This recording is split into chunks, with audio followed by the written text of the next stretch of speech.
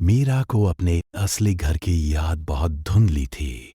उसे बस इतना याद था कि कभी कोई उसे बहुत प्यार से गुड़िया कहकर बुलाता था और रात को सोने से पहले उसके बालों में हाथ फेरता था। फिर एक दिन सब बदल गया। तेज बारिश, लोगों की भीड़ और सफेद चादर में ढके दो शरीर, यही उसकी बचपन की आखिरी साफ याद थी। उसके बाद वह एक अनजान कमरे में बैठी थी, जहां दीवारों पर भगवान की तस्वीरें लगी थी और लोग धीरे धीरे बात कर रहे थे। कोई कह रहा था कि अब उसका कोई नहीं बचा। कोई दया से उसे देख रहा था, जैसे वो कोई जिम्मेदारी हो, इंसान नहीं। कुछ दिनों बाद श्री और श्रीमती शर्मा वहां आए।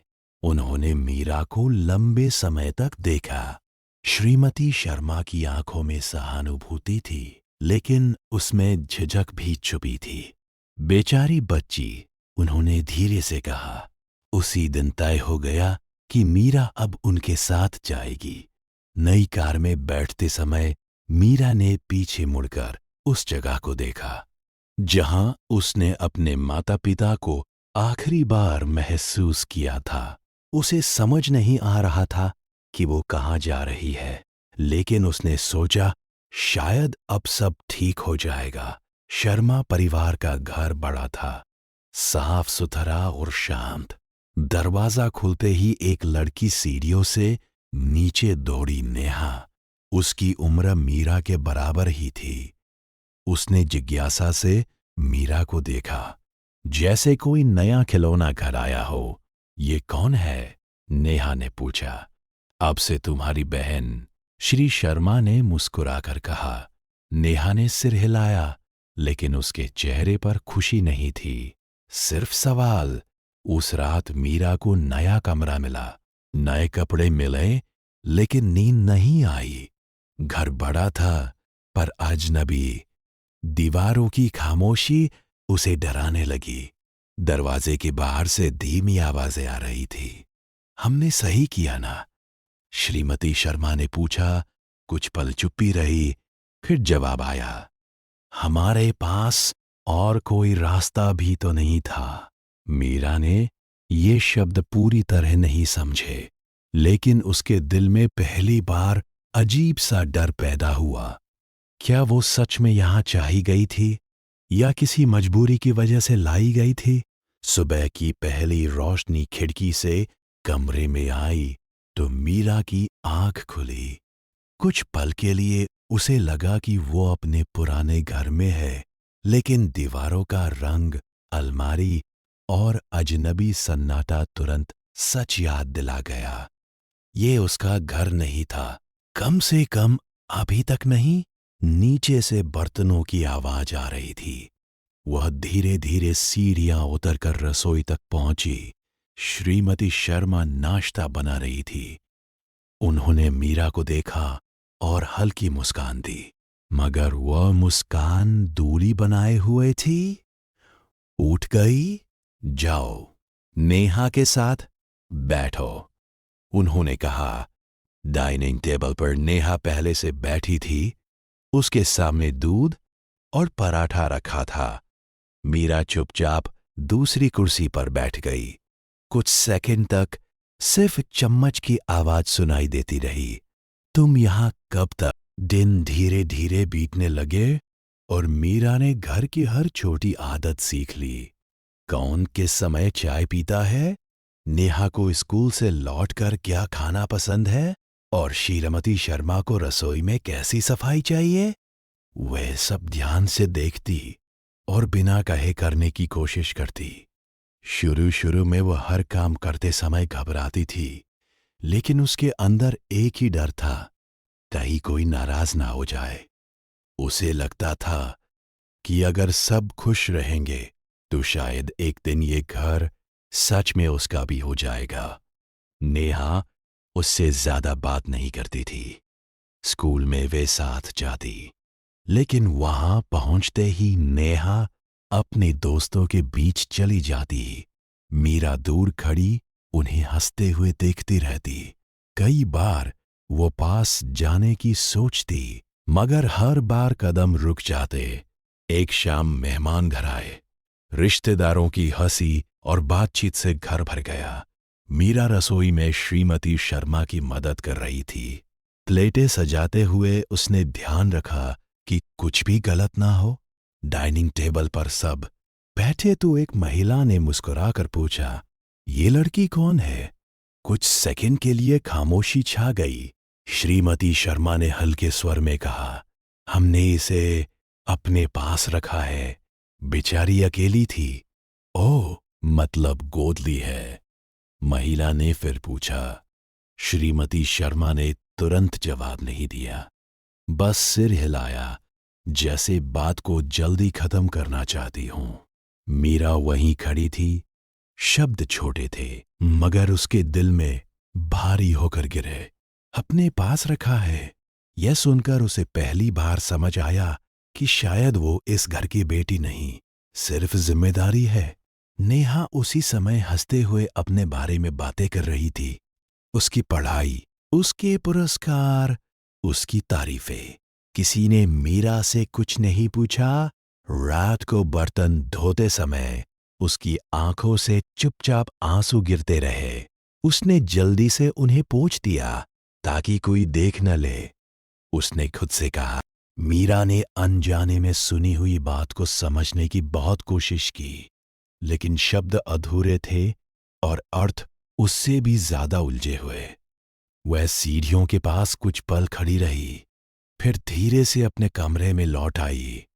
उसके दिल में बेचैनी थी, जैसे कोई राजघर की दीवारों में छुपा हो। अगली सुबह उसने खुद को पहले से भी ज्यादा व्यस्त रखने की कोशिश की। स्कूल जाने से पहले उसने टेबल लगा दी, पानी की बोतलें भर दी और नेहा का बैग भी दरवाजे के पास रख दिया। उसे उम्मीद थी कि शायद आज कोई उसकी तारीफ करेगा, लेकिन जब नेहा नीचे आई, उसने बस बैग उठाया और बिना देखे बाहर चली गई। स्कूल में उस दिन एक छोटा कार्यक्रम था। बच्चों को अपने परिवार के बारे में बोलना था। जब नेहा की बारी आई, उसने गर्व से कहा, मेरे मम्मी पापा दुनिया के सबसे अच्छे हैं, वो हमेशा मेरे साथ रहते हैं। पूरी क्लास ने तालियां बजाईं। फिर टीचर ने मीरा की ओर देखा। तुम भी बताओ। मीरा खड़ी हुई। उसके गले में शब्द अटक गए। उसने परिवार की ओर सोचा, इस घर की ओर, लेकिन उसे समझ नहीं आया कि क्या कहे। कुछ सेकंड की चुप्पी के बाद उसने धीरे से कहा, मेरा परिवार मुझे रहने की जगह देता है। कक्षा में अजीब सा सन्नाटा छा गया। टीचर ने बात बदल दी, मगर मीरा को लगा जैसे उसने खुद अपनी जगह तय कर दी हो। शाम को घर लौटते समय नेहा चिढ़ी हुई थी। तुमने ऐसा क्यों बोला? सब मुझे पूछ रहे थे। उसने नाराज होकर कहा। मीरा ने समझाने की कोशिश की। तुम अजीब हो, नेहा ने बीच में ही कह दिया। घर पहुंचते ही श्रीमती शर्मा को स्कूल से फोन आ चुका था। उन्होंने सख्त आवाज में पूछा, तुमने ऐसा क्यों कहा? लोग क्या सोचेंगे? मीरा चुप रही। उसे समझ नहीं आया कि गलती कहाँ हुई। उस रात पहली बार उसे महसूस हुआ कि इस घर में सच बोलना भी शायद गलती हो सकता है। और उसी समय नेहा के कमरे से गिरती किसी चीज की तेज आवाज आई, जैसे कुछ टूट गया हो, और अगले ही पल श्रीमती शर्मा की घबराई हुई आवाज गूंजी। आवाज इतनी तेज थी कि मीरा बिना सोचे दौड़कर नेहा के कमरे की ओर गई। दरवाजा आधा खुला था। अंदर जमीन पर एक टूटा हुआ कांच का शोपीस पड़ा था। वही महंगा सजावटी सामान जिसे श्रीमती शर्मा हमेशा बहुत संभाल कर रखती थी। नेहा घबराई हुई खड़ी थी। उसके हाथ कांप रहे थे। क्या हुआ? मीरा ने धीरे से पूछा। नेहा कुछ बोलती उससे पहले ही श्रीमती शर्मा कमरे में आ गईं। उनकी नजर सीधे टूटे हुए शोपीस पर गई, फिर मीरा पर टिक गई। ये कैसे टूटा? उनकी आवाज सख्त थी। मीरा ने तुरंत कहा, मैं अभी आई, मुझे नहीं पता। लेकिन नेहा चुप रही।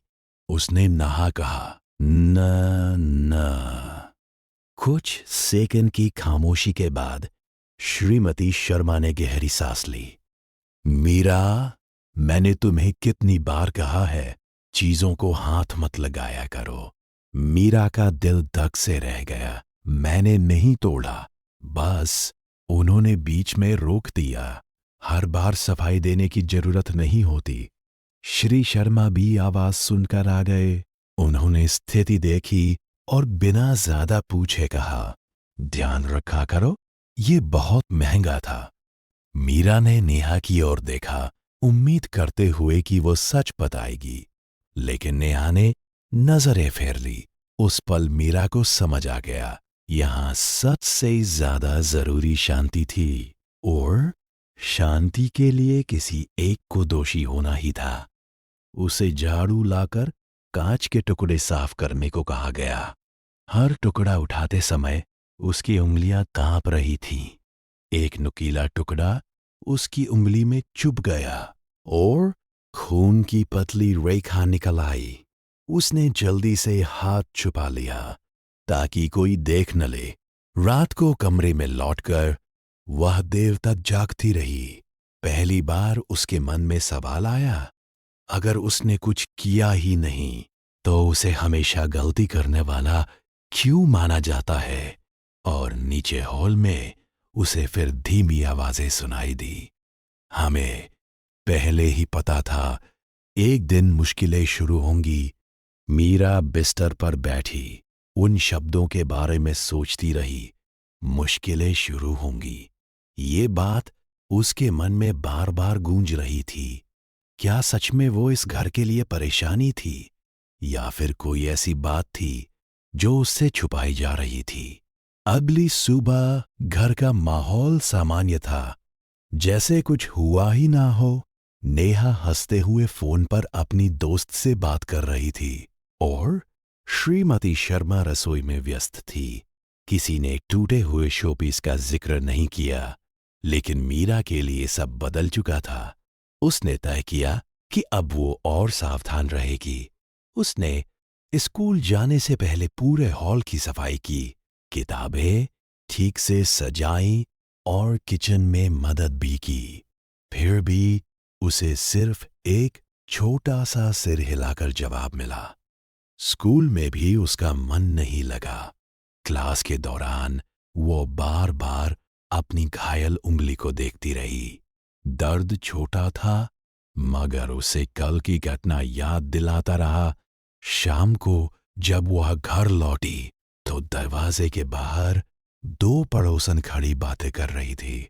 मीरा अंदर जाने ही वाली थी कि उसने अपना नाम सुना। सुना है उन्होंने किसी अनाथ लड़की को रखा है, एक महिला बोली। दूसरी ने धीरे से कहा, हाँ, पर ऐसी चीजें आसान नहीं होती, बाद में परेशानी ही देती है। मीरा के कदम वहीं रुक गए। उसने बिना आवाज किए दरवाजा खोला और अंदर चली गई, लेकिन शब्द उसके पीछे पीछे आए। अंदर श्रीमती शर्मा फोन पर थी। उनकी आवाज धीमी थी, मगर मीरा ने साफ सुना, हम बस चाहते हैं कि सब शांत रहे, अभी किसी को कुछ पता नहीं चलना चाहिए। मीरा का दिल तेज धड़कने लगा। किस बात का पता? उसने मन ही मन सोचा। उसी समय नेहा जल्दी से कमरे से बाहर आई और लगभग उससे टकरा गई। उसके हाथ में एक लिफाफा था, जिसे उसने तुरंत पीछे छुपा लिया। ये क्या है? मीरा पूछ पाती उससे पहले नेहा झुंझलाकर बोली, तुम्हें हर चीज जानने की जरूरत नहीं है। दरवाजा बंद हुआ और मीरा वहीं खड़ी रह गई। पहली बार उसके मन में शक पैदा हुआ। शायद इस घर में सिर्फ उसके बारे में ही बातें छुपाई नहीं जा रही, बल्कि सच कहीं और था। उस रात मीरा देर तक जागती रही। नेहा के हाथ में दिखा लिफाफा उसके दिमाग से निकल ही नहीं रहा था। नेहा हमेशा उससे दूरी बनाकर रखती थी, लेकिन आज उसकी घबराहट अलग थी, जैसे वो किसी बात को छुपाने की कोशिश कर रही हो। अगली सुबह घर में हल्का तनाव महसूस हो रहा था। श्री शर्मा जल्दी जल्दी तैयार हो रहे थे और बार बार फोन देख रहे थे।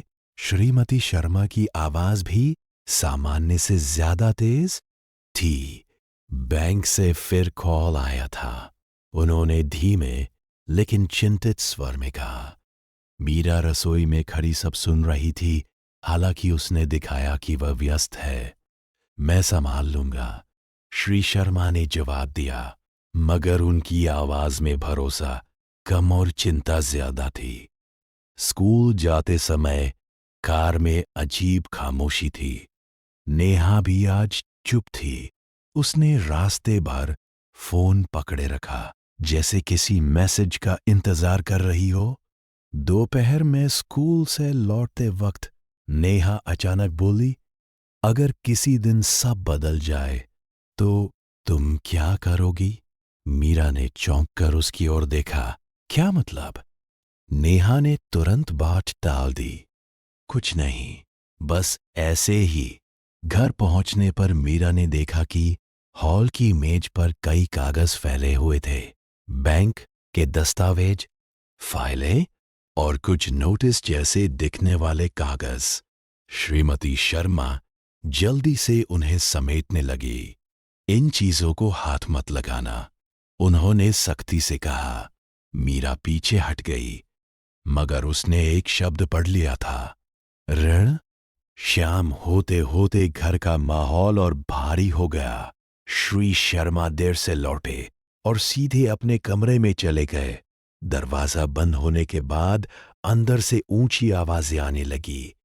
हम और कितना छुपाएंगे? श्रीमती शर्मा कह रही थी।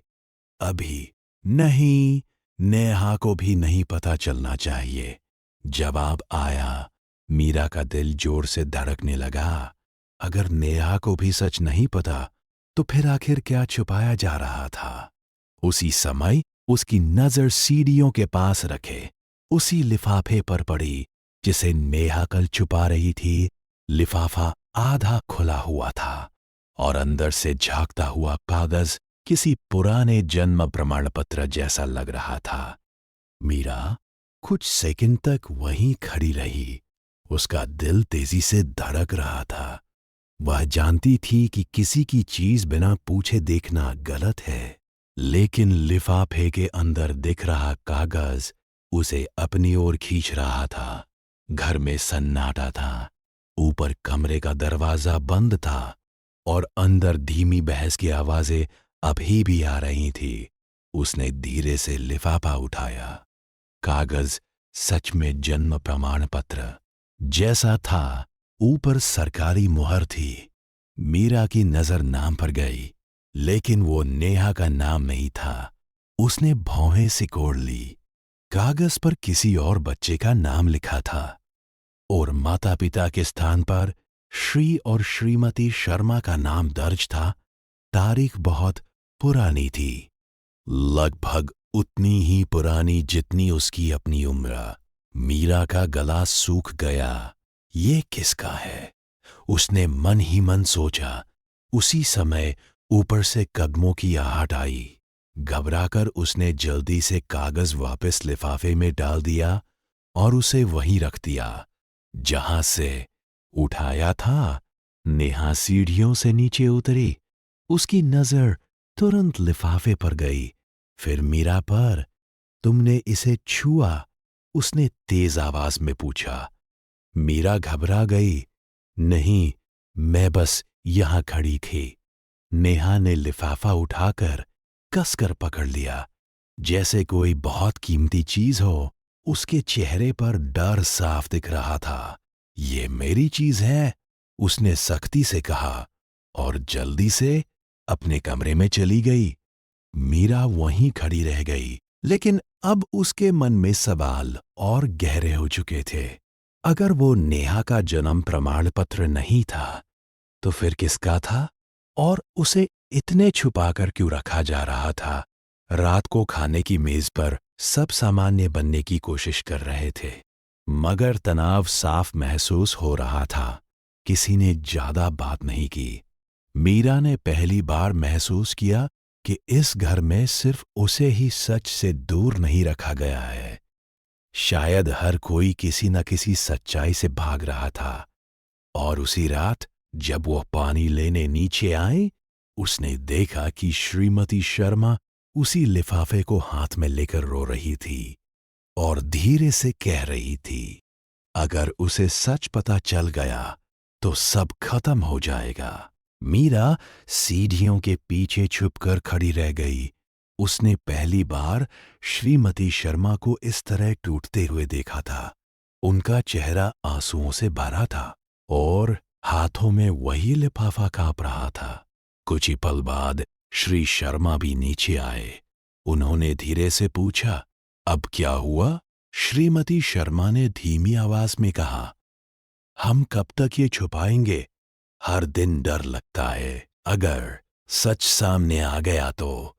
श्री शर्मा ने गहरी सांस ली। अभी सही समय नहीं है, सब पहले ही मुश्किल में है। मीरा का दिल जोर से धड़कने लगा।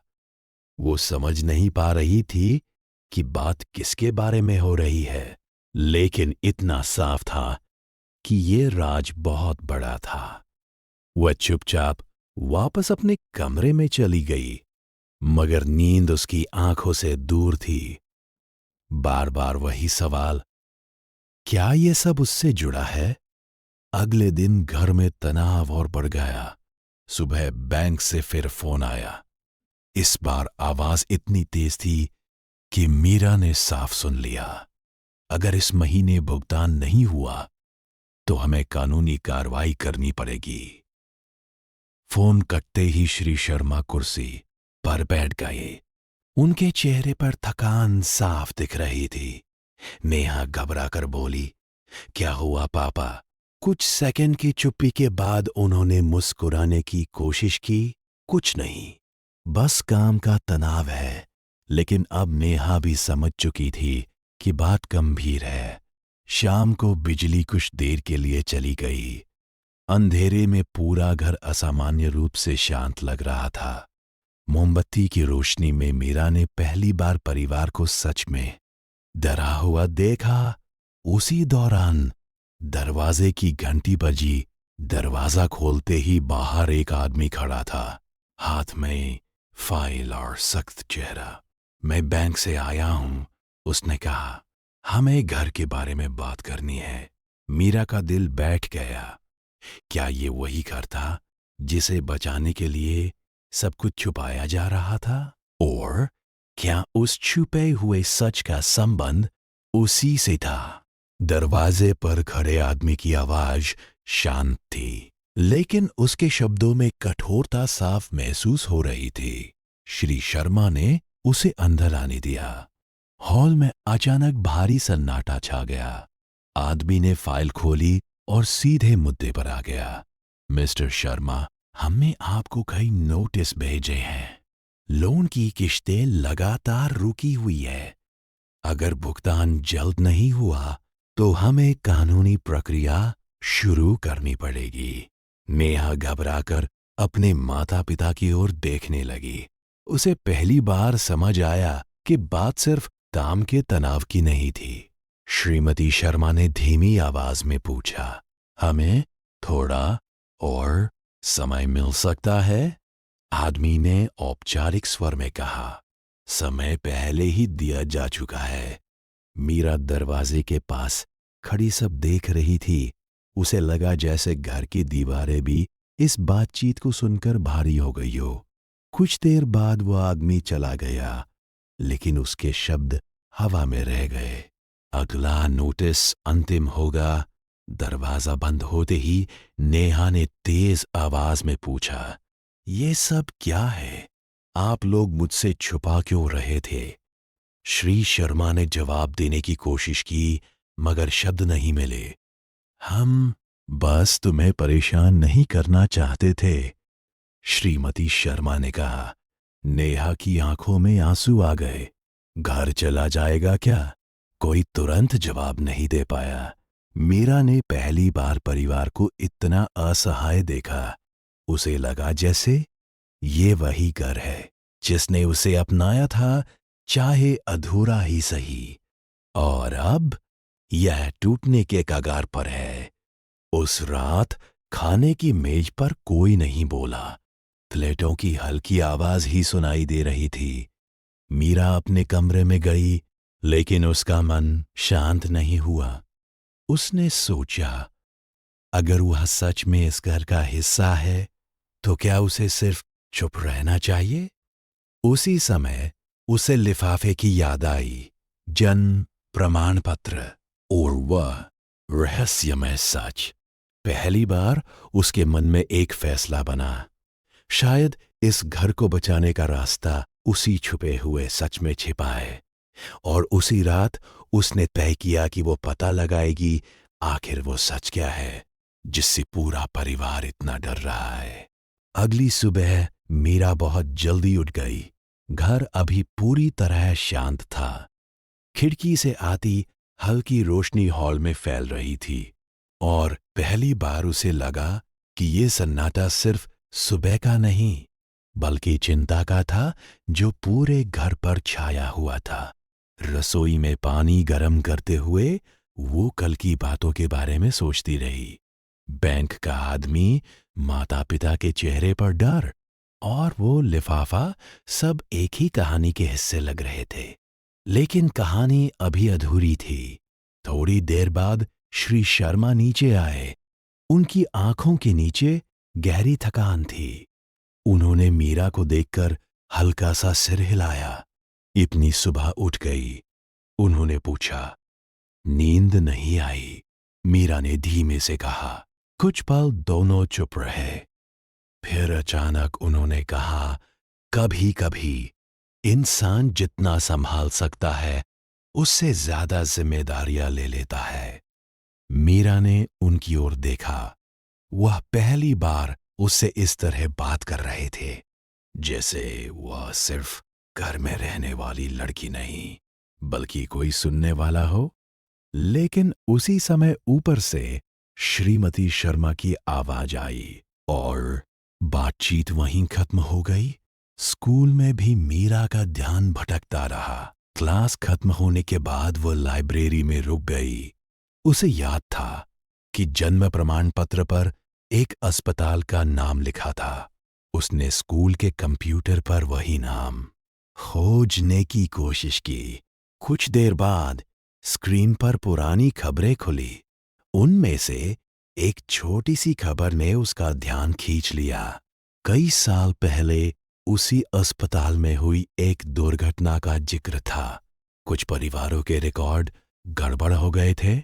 मीरा का दिल तेज धड़कने लगा। रिकॉर्ड गड़बड़? उसने धीरे से पढ़ा। क्या ये उसी कागज से जुड़ा हो सकता था? घर लौटते समय उसका मन बेचैन था। जैसे ही वो अंदर आई, उसने देखा कि नेहा और श्रीमती शर्मा के बीच तेज बहस चल रही थी। आप लोग अभी भी मुझसे कुछ छुपा रहे हैं, नेहा रोते हुए कह रही थी। श्रीमती शर्मा ने घबराकर दरवाजा बंद किया, लेकिन मीरा ने एक वाक्य साफ सुन लिया। कुछ सच देर से ही सही सामने आते हैं। मीरा वहीं रुक गई। अब उसे यकीन होने लगा था, यह राज सिर्फ घर या पैसों का नहीं था। ये किसी की पहचान से जुड़ा सच था जो सामने आते ही सब बदल सकता था। उस शाम घर का माहौल पहले से भी ज्यादा भारी था। नेहा अपने कमरे का दरवाजा बंद करके बैठी थी और अंदर से कभी कभी रोने की आवाज सुनाई दे जाती थी। श्रीमती शर्मा बार बार उसके दरवाजे तक जाती, लेकिन हर बार बिना कुछ कहे लौट आती। मीरा हॉल में बैठी किताब खोले हुए थी, मगर उसका ध्यान शब्दों पर नहीं टिक रहा था। उसके दिमाग में लाइब्रेरी में पड़ी खबर घूम रही थी। अस्पताल के रिकॉर्ड गड़बड़ होने की बात। अगर सच में रिकॉर्ड बदल गए थे तो क्या किसी की पहचान भी गलत हो सकती थी? रात के खाने पर नेहा नीचे नहीं आई। आखिरकार श्री शर्मा खुद उसे बुलाने गए। कुछ देर बाद वो नीचे आई, लेकिन उसकी आंखें लाल थी। मुझे सच जानना है, उसने सीधे कहा। घर की हालत क्यों ऐसी है? और आप लोग हमेशा कुछ छुपाते क्यों रहते हैं? श्रीमती शर्मा ने पानी का गिलास कसकर पकड़ लिया। उनके हाथ कांप रहे थे। अभी सही समय नहीं है, उन्होंने धीरे से कहा। तो कब होगा? नेहा की आवाज टूट गई। जब सब खत्म हो जाएगा। मीरा चुपचाप बैठी रही, मगर हर शब्द उसके दिल में उतर रहा था। अचानक नेहा की नजर मीरा पर गई। और इसे सब पता है क्या? हमेशा सब कुछ इससे ही क्यों जुड़ा रहता है? मीरा चौंक गई। मुझे कुछ नहीं पता, लेकिन कमरे में फैला तनाव जैसे उसी पर टिक गया। खाना बिना बात किए खत्म हुआ। रात गहरी होने लगी और घर फिर शांत हो गया। मीरा पानी लेने नीचे आई तो उसने देखा कि स्टडी रूम की लाइट जल रही है। दरवाजा थोड़ा खुला था। अंदर श्री शर्मा पुराने कागजों की फाइलें निकालकर देख रहे थे। टेबल पर कई दस्तावेज फैले थे।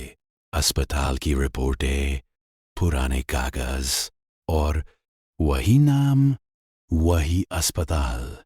मीरा का दिल जोर से धड़कने लगा। उसी पल श्री शर्मा ने सिर उठाया और उसे दरवाजे पर खड़ा देख लिया। कुछ सेकंड दोनों एक दूसरे को देखते रहे। फिर उन्होंने धीरे से कहा, शायद अब सच छुपाना मुश्किल होता जा रहा है। मीरा दरवाजे पर ही रुक गई। उसे समझ नहीं आ रहा था कि अंदर आए या वापस चली जाए। श्री शर्मा कुछ पल उसे देखते रहे, फिर कुर्सी से उठकर दरवाजा पूरी तरह खोल दिया। अंदर आओ, उन्होंने शांत आवाज में कहा। कमरे में पुराने कागजों की हल्की गंध थी। मेज पर फैली फाइलों में अस्पताल की मुहरें, तारीखें और रिपोर्टें दिखाई दे रही थी। मीरा की नजर अनायास उसी नाम पर टिक गई जिसे वो पहले भी देख चुकी थी। उसका दिल घबराने लगा। तुमने कुछ देखा है? श्री शर्मा ने धीरे से पूछा। मीरा ने झिझकते हुए सिर हिलाया। मैंने बस एक लिफाफा देखा था गलती से। कुछ सेकंड तक खामोशी रही। उन्होंने आंखें बंद कर गहरी सांस ली, जैसे कोई भारी फैसला लेने की कोशिश कर रहे हों। कभी कभी उन्होंने कहा, हम किसी को बचाने के लिए सच छुपाते हैं, लेकिन वही सच बाद में सबको चोट पहुंचाने लगता है। मीरा कुछ समझ नहीं पा रही थी, मगर उसके अंदर डर बढ़ता जा रहा था। क्या बात मुझसे जुड़ी है? उसने हिम्मत करके पूछा। श्री शर्मा तुरंत जवाब नहीं दे पाए। उनकी नजर मेज पर पड़े एक पुराने दस्तावेज पर गई। उन्होंने उसे उठाया, लेकिन फिर वापस रख दिया। अभी नहीं, उन्होंने धीमे से कहा। मैं वादा करता हूं, सही समय पर सब बताऊंगा। उसी समय बाहर से कदमों की तेज आवाज आई। दरवाजा अचानक खुला और नेहा अंदर आ गई। उसकी आंखें गुस्से और बेचैनी से भरी थी। तो आप इससे बात कर रहे हैं, मुझसे नहीं? उसने कांपती आवाज में कहा। कमरे में तनाव तुरंत फैल गया। नेहा, बात ऐसी नहीं है। श्री शर्मा ने समझाने की कोशिश की, लेकिन नेहा की नजर मेज पर पड़े कागजों पर टिक गई। उसने जल्दी से एक फाइल उठा ली। बस अब कोई मुझसे कुछ नहीं छुपाएगा, उसने कहा। श्रीमती शर्मा भी पीछे पीछे कमरे में आ गई और उनके चेहरे का रंग उड़ गया। नेहा, वो मत खोलो, उन्होंने घबरा कर कहा, लेकिन तब तक देर हो चुकी थी। नेहा ने फाइल खोल दी और उसकी आंखें पढ़ते पढ़ते धीरे धीरे फैलने लगी। नेहा की आंखें कागज पर जमी रह गईं। कमरे में इतना सन्नाटा था कि घड़ी की टिक टिक भी साफ सुनाई दे रही थी। उसके हाथ धीरे धीरे कांपने लगे। ये क्या है? उसकी आवाज बहुत धीमी थी, जैसे शब्द बाहर आने से डर रहे हो। श्रीमती शर्मा आगे बढ़ी। नेहा, पहले बैठ जाओ, हम समझा सकते हैं। लेकिन नेहा पीछे हट गई। नहीं, अभी बताइए। उसकी नजर फिर कागज पर गई। वहां अस्पताल की रिपोर्ट थी, जन्म की तारीख, समय और नीचे लिखी टिप्पणी, रिकॉर्ड सुधार प्रक्रिया। नेहा ने अगला पन्ना पलटा। 2 बच्चों के जन्म रिकॉर्ड में प्रशासनिक त्रुटि। वह पढ़ते पढ़ते रुक गई। उसकी सांस तेज हो गई। मीरा का दिल जोर से धड़कने लगा। उसे महसूस हुआ कि जो सच सामने आने वाला है वो सब कुछ बदल देगा। इसका मतलब क्या है? नेहा ने लगभग चिल्लाते हुए पूछा। श्री शर्मा ने धीरे से कहा, उस दिन अस्पताल में एक दुर्घटना हुई थी। कई फाइलें गड़बड़ा गई थी। सीधे सीधे बोलिए। नेहा की आंखों में आंसू आ गए। कुछ पल की भारी चुप्पी के बाद श्रीमती शर्मा की आवाज टूट गई। जिस बच्चे को हम अपनी बेटी समझकर घर लाए, उसके रिकॉर्ड पूरी तरह सही नहीं थे। कमरे की हवा जैसे थम गई। नेहा ने धीरे धीरे सिर उठाया। आप कहना क्या चाहते हैं? श्री शर्मा ने कांपती आवाज में कहा। हमें सालों बाद पता चला कि जन्म के समय बच्चों की पहचान बदल गई थी।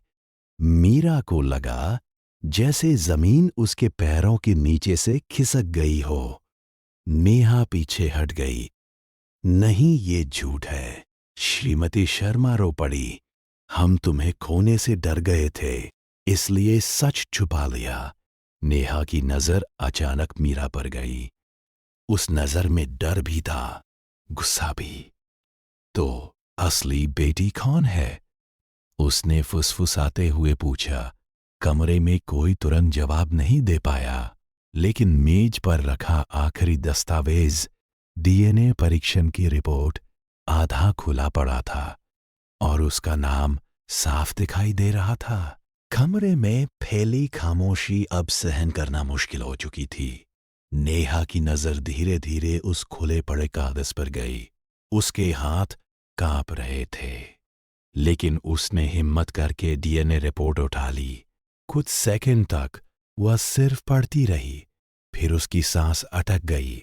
नहीं, उसके होठों से धीरे से निकला।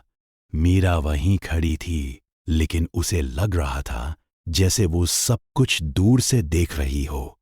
शब्द सुनाई दे रहे थे, मगर समझ आने में समय लग रहा था। नेहा ने कांपती आवाज में पढ़ा, जैविक संबंध, मीरा शर्मा। कागज उसके हाथ से लगभग छूट गया। श्रीमती शर्मा रोते हुए कुर्सी पर बैठ गई। हमें ये सच 5 साल पहले पता चला था, जब अस्पताल ने पुराने रिकॉर्ड दोबारा जांचे। मीरा ने अविश्वास से उनकी ओर देखा। मतलब? श्री शर्मा ने मुश्किल से शब्द निकाले। मतलब, जन्म के समय बच्चों की अदला बदली हो गई थी। जिस बच्ची को हम अपनी समझते रहे, वह नेहा थी, और हमारी असली बेटी। उनकी आवाज रुक गई। मीरा का दिल जोर से धड़कने लगा। तुम हो? कमरे में जैसे समय ठहर गया। नेहा पीछे हट गई। उसकी आंखों में सदमा था। तो मैं? वह बोल ही नहीं पा रही थी। श्रीमती शर्मा तुरंत उठी। नहीं, तुम हमारी बेटी हो। हमने तुम्हें पाला है, तुमसे प्यार किया है, लेकिन मैं आपकी असली बेटी नहीं हूं। नेहा ने वाक्य पूरा किया। उसकी आवाज टूट चुकी थी। मीरा के अंदर भावनाओं का तूफान चल रहा था। सालों की दूरी, अलग व्यवहार, अनजानी बातें, सब अचानक समझ आने लगा। फिर भी उसे खुशी नहीं हुई, सिर्फ भारीपन महसूस हुआ। आपने मुझे क्यों नहीं बताया? उसने धीरे से पूछा। श्री शर्मा ने आंखें झुका ली। हम डर गए थे, अगर सच सामने आता तो हम दोनों को खो देते। नेहा अचानक रोते हुए कमरे से बाहर भाग गई। दरवाजा जोर से बंद हुआ और उसकी आवाज पूरे घर में गूंज गई। मीरा वहीं खड़ी रह गई, अब पहली बार इस घर की असली बेटी होकर, लेकिन खुद को पहले से भी ज्यादा अजनबी महसूस करते हुए। दरवाजा बंद होने की आवाज लंबे समय तक घर में गूंजती रही। कोई कुछ नहीं बोला। श्रीमती शर्मा रो रही थी और श्री शर्मा चुपचाप खड़े थे, जैसे शब्द उनके पास भी खत्म हो गए हो। मीरा को समझ नहीं आ रहा था कि उसे क्या महसूस करना चाहिए। सच सामने आ चुका था, वह इस घर की जैविक बेटी थी, लेकिन उसके दिल में खुशी नहीं थी, सिर्फ उलझन और भारीपन था। कुछ सेकंड बाद वह धीरे से कमरे से बाहर निकल गई। नेहा के कमरे का दरवाजा बंद था। अंदर से दबे हुए रोने की आवाज आ रही थी। मीरा दरवाजे के सामने खड़ी रही, मगर उसने दस्तक नहीं दी। उसे लगा इस समय कोई भी शब्द गलत होगा।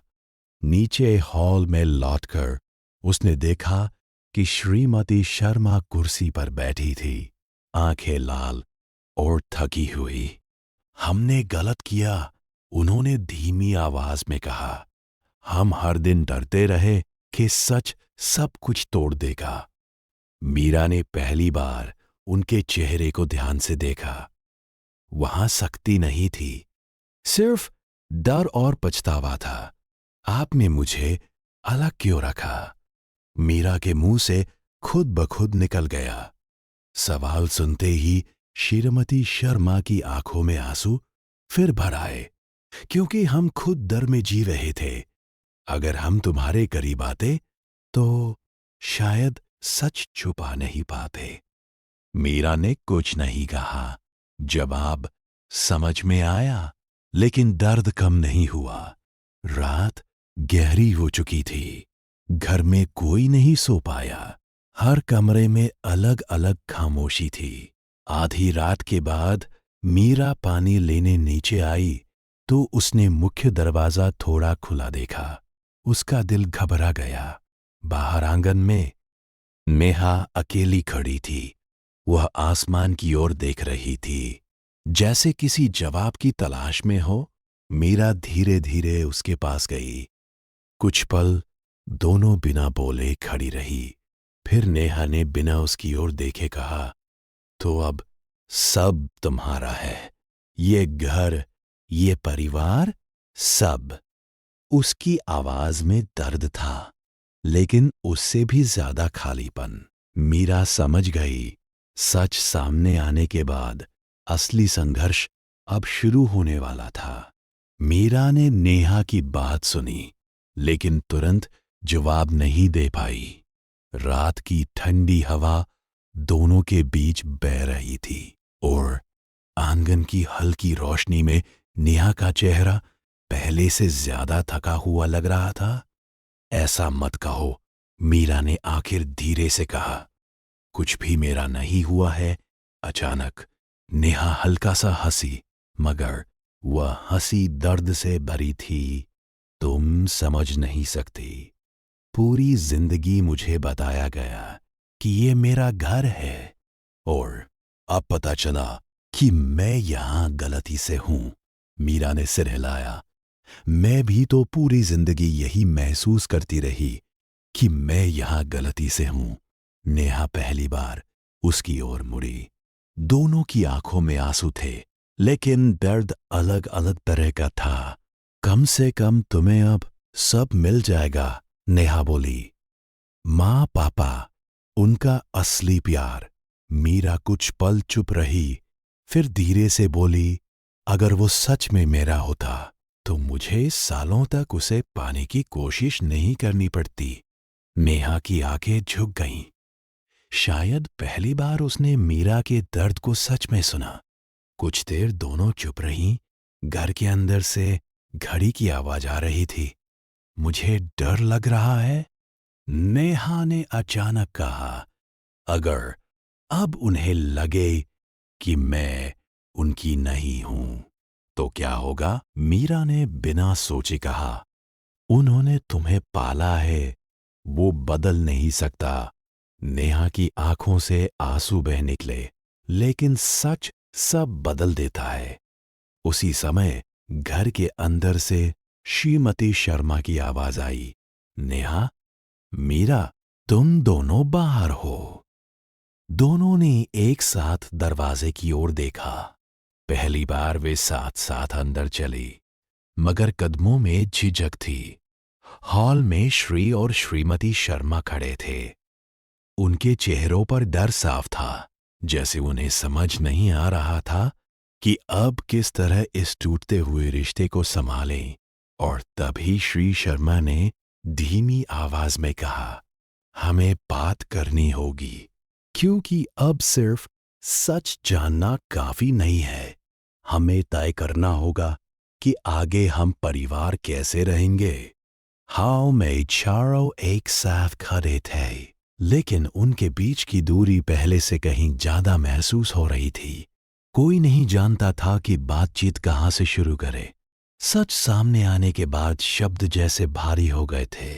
श्री शर्मा ने गहरी सांस ली।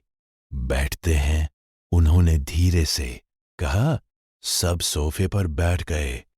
नेहा एक किनारे बैठी थी, हाथ आपस में कसकर पकड़े हुए। मीरा दूसरी ओर चुपचाप बैठी थी, नजर नीचे झुकी हुई। कुछ पल तक सिर्फ खामोशी रही। आखिरकार श्रीमती शर्मा बोली, हमने जो किया वह डर की वजह से किया।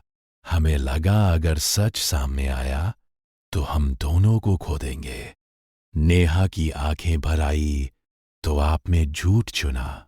उनके पास तुरंत जवाब नहीं था। मीरा ने धीरे से पूछा, जब आपको सच पता चला तब आपने मुझे बताने के बारे में सोचा भी नहीं? श्री शर्मा ने सिर झुका लिया। हर दिन सोचा, लेकिन हर बार लगा अभी नहीं। घर में शांति बनी रहे, बस यही चाहते थे। नेहा अचानक बोल उठी, शांति? मुझे तो लगता है आप लोग सिर्फ फैसला नहीं करना चाहते थे। कमरे में तनाव फिर बढ़ गया। श्रीमती शर्मा रो पड़ी। फैसला कैसे करते? तुम दोनों हमारी बेटियां हो। ये पहली बार था जब उन्होंने दोनों को एक साथ बेटियां कहा। मीरा ने सिर उठाया। शब्द सुनकर उसके अंदर कुछ हल्का सा बदला, मगर दर्द अभी भी था। लेकिन आपने कभी ऐसा महसूस नहीं होने दिया, उसने शांत आवाज में कहा। शब्द सीधे दिल पर लगे। श्रीमती शर्मा कुछ बोल नहीं पाई। उसी समय श्री शर्मा ने मेज पर रखे बैंक के कागजों की ओर देखा। और अब एक और सच है जिसे हमें स्वीकार करना होगा। सबकी नजर उनकी ओर गई। अगर हम अगले महीने तक पैसे नहीं जुटा पाए, उन्होंने धीमे से कहा, तो हमें ये घर छोड़ना पड़ेगा। कमरे में फिर सन्नाटा छा गया। इतने बड़े सच के बाद अब एक और झटका सामने था। शायद यह घर जिसने उन्हें जोड़ा भी था और तोड़ा भी, अब उनके पास रहने वाला ही नहीं था। घर खोने की बात सुनते ही नेहा ने सिर उठा लिया। मतलब हमें सच में जाना पड़ेगा। उसकी आवाज में डर साफ था। श्री शर्मा ने धीमे से सिर हिलाया। अगर पैसे का इंतजाम नहीं हुआ तो? हाँ। श्रीमती शर्मा की आंखें फिर भर आईं। ये घर सिर्फ मकान नहीं है, हमारी पूरी जिंदगी यही बीती है। मीरा चुप बैठी रही, लेकिन उसके अंदर कुछ बदल रहा था। अब उसे समझ आ रहा था कि सालों से छुपाया गया सच और आज की परेशानी कहीं न कहीं जुड़ी हुई थी। डर, छुपाव, फैसले टालना, सब मिलकर उन्हें इस हालत तक ले आए थे। कितने पैसे चाहिए? मीरा ने अचानक पूछा। तीनों उसकी ओर देखने लगे। श्री शर्मा थोड़ा चौंके। बहुत ज्यादा, तुम्हें चिंता करने की जरूरत नहीं है। फिर भी मीरा ने शांत लेकिन दृढ़ आवाज में कहा। कुछ पल की झिझक के बाद उन्होंने रकम बता दी। संख्या सुनकर मीरा खुद भी चुप हो गई। ये उसके सोच से कहीं ज्यादा था। नेहा ने हल्की हंसी के साथ कहा, इतने पैसे तो हमारे पास कभी नहीं होंगे। कमरे में निराशा फिर फैल गई। लेकिन उसी समय मीरा को कुछ याद आया। अस्पताल रिकॉर्ड की गलती और वो पुरानी खबर। उसने धीरे से कहा, अगर अस्पताल की गलती साबित हो जाए तो क्या हमें कोई कानूनी मदद मिल सकती है? श्री शर्मा ने उसकी ओर देखा। तुम क्या कहना चाहती हो? अगर जन्म के समय रिकॉर्ड बदल गए थे तो जिम्मेदारी अस्पताल की भी हुई। मीरा बोली, शायद मुआवजा मिल सकता है।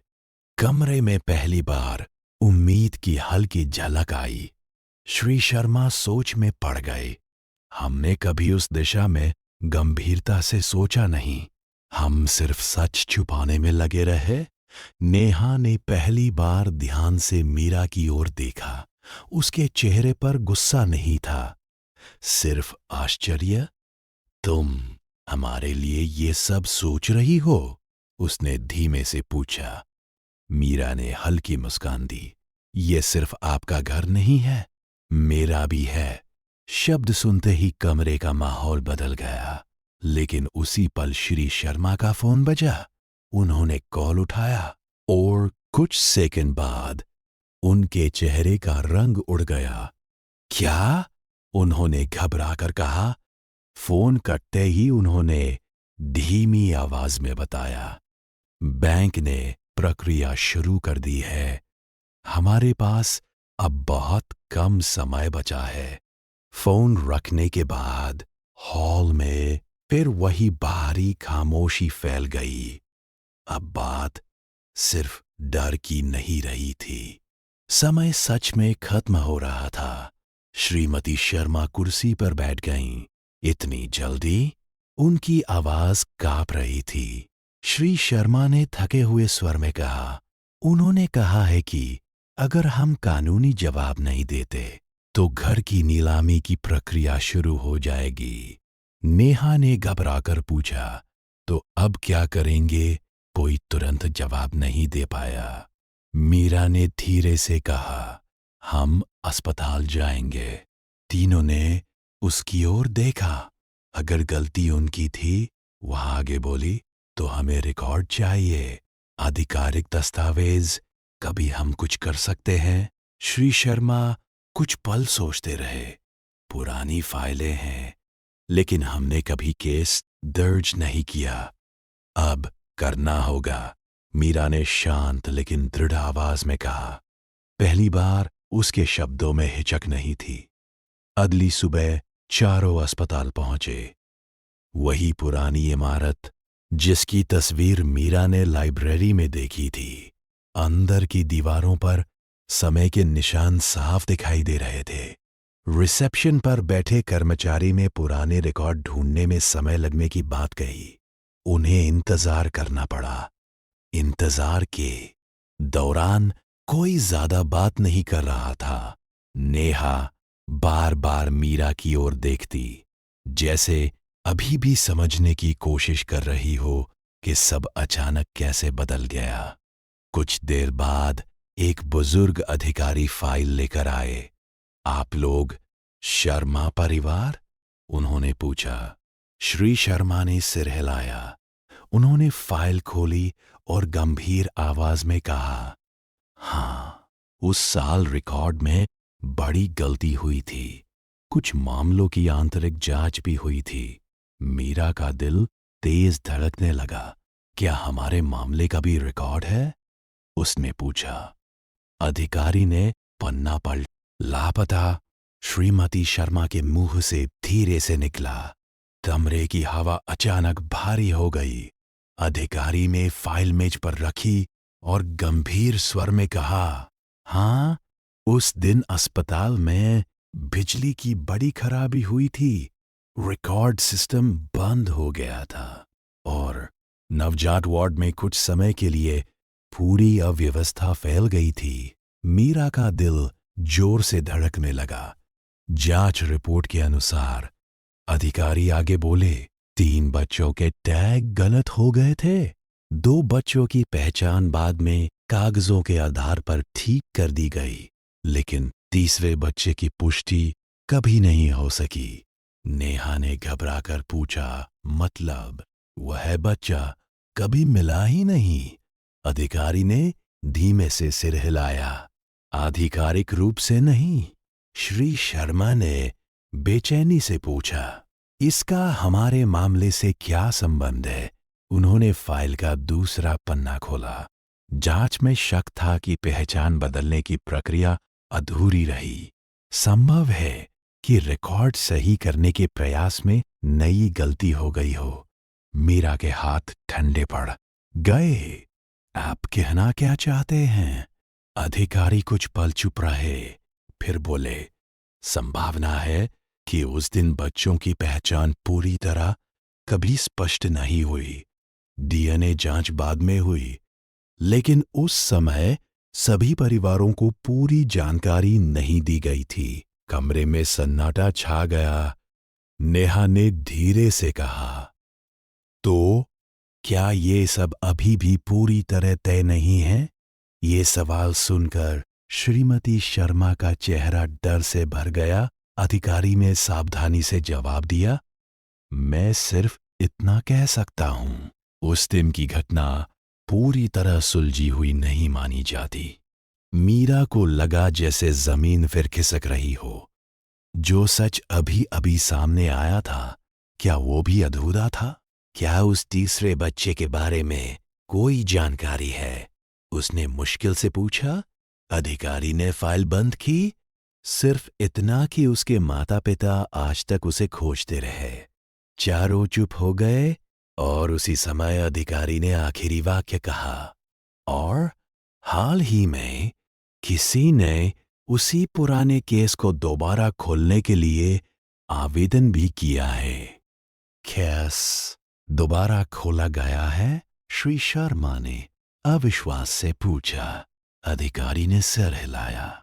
हाँ, कुछ हफ्ते पहले किसी परिवार ने नई जांच की मांग की है।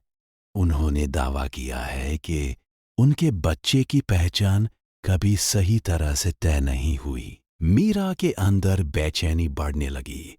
अब तक जो सच सामने आया था वह भी स्थिर नहीं लग रहा था। नेहा ने धीमे स्वर में पूछा, क्या वो परिवार हमसे जुड़ा हो सकता है? अधिकारी ने सीधे जवाब नहीं दिया। जांच पूरी होने तक कुछ भी निश्चित कहना मुश्किल है, लेकिन अगर आपका मामला उसी दिन से जुड़ा है तो संभव है कि आपसे भी संपर्क किया जाए। श्रीमती शर्मा कुर्सी पकड़कर बैठ गईं। इतने साल और अभी भी सब खत्म नहीं हुआ। मीरा ने मेज पर रखी फाइल की ओर देखा।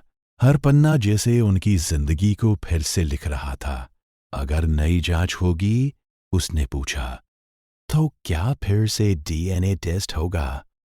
संभव है, अधिकारी ने कहा, और इस बार सभी संबंधित परिवारों को शामिल किया जाएगा। नेहा ने घबराकर मीरा की ओर देखा। उसकी आंखों में वही डर था, पहचान खो देने का डर। अस्पताल से बाहर निकलते समय चारों चुप थे। बाहर धूप तेज थी, मगर उनके अंदर सब धुंधला लग रहा था। कार में बैठते ही नेहा अचानक बोली, अगर सब फिर बदल गया तो? कोई जवाब नहीं दे पाया। घर लौटते समय मीरा खिड़की से बाहर देखती रही। अब सवाल सिर्फ ये नहीं था कि वो किसकी बेटी है, बल्कि ये भी था कि कहीं उनकी पूरी कहानी ही अधूरी तो नहीं। घर पहुंचते ही दरवाजे के पास एक कुरियर लिफाफा पड़ा मिला। श्री शर्मा ने उसे उठाया। उस पर कानूनी मुहर लगी थी। उन्होंने लिफाफा खोला और पढ़ते ही उनका चेहरा गंभीर हो गया। ये अदालत से नोटिस है, उन्होंने धीमे से कहा। सबकी सांस रुक गई। नोटिस में लिखा था, नई जांच के तहत सभी संबंधित परिवारों को आधिकारिक सुनवाई में उपस्थित होना होगा, और उसमें उनका नाम भी शामिल था। अदालत का नोटिस हाथ में लिए श्री शर्मा कुछ देर तक चुप खड़े रहे। कमरे में किसी की हिम्मत नहीं हुई पूछने की कि उसमें और क्या लिखा है। आखिर उन्होंने धीरे से कागज मेज पर रख दिया। अगले हफ्ते सुनवाई है, उन्होंने कहा। हमें सबके सामने बयान देना होगा और शायद फिर से जांच भी होगी। श्रीमती शर्मा की आंखों में डर साफ था। क्या सबको सच पता चल जाएगा? अब शायद छुपाने जैसा कुछ बचा ही नहीं। उन्होंने थके हुए स्वर में जवाब दिया। नेहा सोफे पर बैठ गई। वह चुप थी, लेकिन उसके चेहरे पर घबराहट साफ दिख रही थी। अगर पता चला कि मैं किसी और की बेटी हूं, तो क्या मुझे इस घर से जाना होगा? सवाल सुनते ही श्रीमती शर्मा तुरंत उसके पास बैठ गईं। कभी नहीं, उन्होंने उसका हाथ पकड़ते हुए कहा। रिश्ते सिर्फ खून से नहीं बनते। मीरा ये सब देख रही थी। उसके अंदर अजीब सी भावना उठी, दर्द भी और राहत भी। पहली बार उसे लगा कि शायद सच रिश्तों को तोड़ने के बजाय बदल ले आया है। अगले कुछ दिन भारी तनाव में बीते। घर में हर कोई अपने अपने विचारों में खोया था। पुराने एल्बम निकाले गए, अस्पताल के कागज फिर से देखे गए और वकील से बात की गई। सुनवाई वाले दिन अदालत का माहौल गंभीर था। लंबा गलियारा, धीमी आवाजें और इंतजार करते लोग। सब कुछ असली और डरावना लग रहा था। जब उनका नाम पुकारा गया, चारों एक साथ अंदर गए। जज के सामने पहले अस्पताल की रिपोर्ट पढ़ी गई, फिर दूसरे परिवार का जिक्र हुआ। वही परिवार जिसने केस दोबारा खुलवाया था। दरवाजा खुला, एक दंपत्ति अंदर आया। उनके साथ लगभग मीरा और नेहा की उम्र की एक लड़की थी। उसकी आंखों में उम्मीद और घबराहट दोनों थी। मीरा का दिल अचानक तेज धड़कने लगा। लड़की की नजर सीधे उस पर आकर रुकी, जैसे वो अनजाने में किसी पहचान को महसूस कर रही हो। जज ने शांत आवाज में कहा, आज की सुनवाई का उद्देश्य यह तय करना है कि वर्षों पहले हुई गलती ने किन किन जिंदगियों को प्रभावित किया और सच आखिर क्या है। अदालत का कमरा पूरी तरह शांत था। सभी की नजरें जज और सामने खड़े दोनों परिवारों पर थी। मीरा ने उस दूसरी लड़की की ओर फिर देखा। उसके चेहरे पर बेचैनी थी, मगर आंखों में एक अजीब अपनापन भी महसूस हो रहा था। जज ने प्रक्रिया शुरू की। अस्पताल के प्रतिनिधि ने पुराने रिकॉर्ड, जांच रिपोर्ट और उस दिन हुई अव्यवस्था के बारे में विस्तार से बताया। हर शब्द के साथ साफ होता जा रहा था कि एक छोटी सी प्रशासनिक गलती ने कई जिंदगियों को बदल दिया था।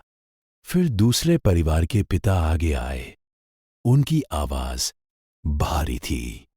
हमने अपनी बेटी को कभी ढूंढना बंद नहीं किया। उन्होंने कहा, हमें हमेशा लगा कि कहीं न कहीं कोई सच छुपा हुआ है। उनकी पत्नी की आंखों में आंसू थे।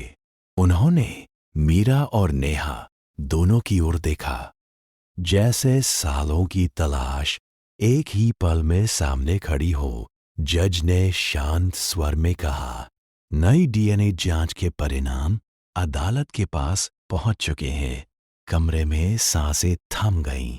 मीरा ने महसूस किया कि उसका दिल इतनी तेज धड़क रहा है कि उसे खुद सुनाई दे रहा था।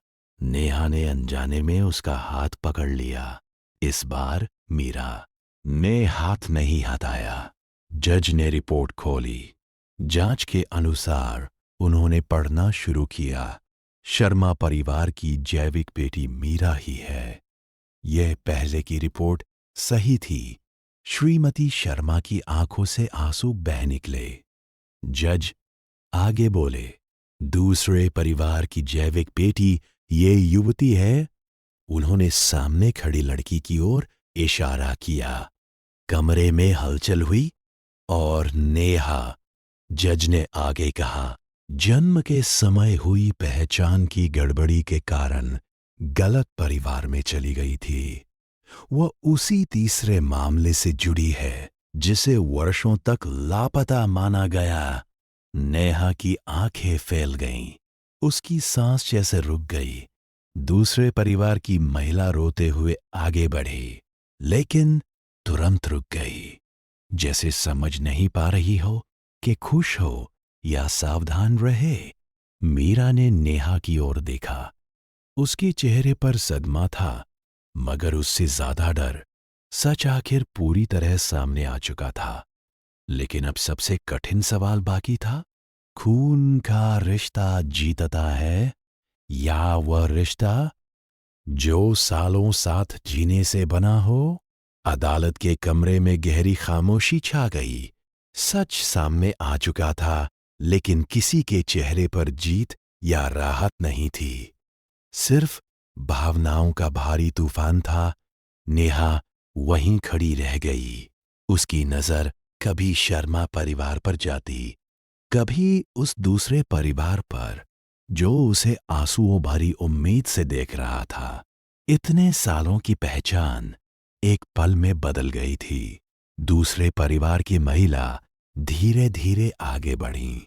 उनकी आंखों में प्यार था, लेकिन झिझक भी। नेहा, उन्होंने बहुत सावधानी से उसका नाम लिया, जैसे डर हो कि कहीं वो पीछे न हट जाए। नेहा ने एक कदम पीछे लिया। उसकी आंखों से आंसू बहने लगे। मुझे समझ नहीं आ रहा, उसने धीमे से कहा। उसी समय श्रीमती शर्मा आगे आई और बिना सोचे उसे गले लगा लिया। तुम कहीं नहीं जा रही, उन्होंने रोते हुए कहा। तुम हमारी बेटी हो, हमेशा रहोगी। नेहा टूटकर रो पड़ी। मीरा ये सब देख रही थी। उसके अंदर पहली बार अजीब सी शांति महसूस हुई। सच ने सब बदल दिया था, लेकिन उसने एक बात साफ कर दी। प्यार को सालों की यादें बनाती है, सिर्फ खून नहीं। जज ने शांत स्वर में कहा, अदालत किसी को किसी से अलग नहीं कर रही। सभी परिवारों को आपसी सहमति से संबंध तय करने का अधिकार है। दूसरे परिवार के पिता आगे आए। उन्होंने शर्मा परिवार की ओर देखकर कहा, हम उसे छीनने नहीं आए, बस उसे जानना चाहते हैं। कमरे का तनाव धीरे धीरे पिघलने लगा। कुछ देर बाद नेहा ने खुद आगे बढ़कर उस महिला का हाथ पकड़ा। मैं आपको जानना चाहती हूं, उसने कहा, लेकिन मेरा घर भी यही है। श्रीमती शर्मा फिर रो पड़ी, मगर इस बार आंसुओं में डर कम था। मीरा ने महसूस किया कि पहली बार उसे इस घर में जगह मांगने की जरूरत नहीं रही। श्री शर्मा उसके पास आए और धीरे से बोले, हमें तुम्हें पहले ही अपना लेना चाहिए था। मीरा मुस्कुराई, हल्की मगर सच्ची मुस्कान। घर लौटते समय कार में चारों साथ बैठे थे। बाहर वही रास्ते थे, वही शहर, लेकिन रिश्ते बदल चुके थे। अब यह घर सिर्फ सच छुपाने की जगह नहीं था। ये वो जगह बनने वाला था जहां सच स्वीकार किया जाएगा और जहां पहली बार दोनों बेटियां सच में बराबर होंगी।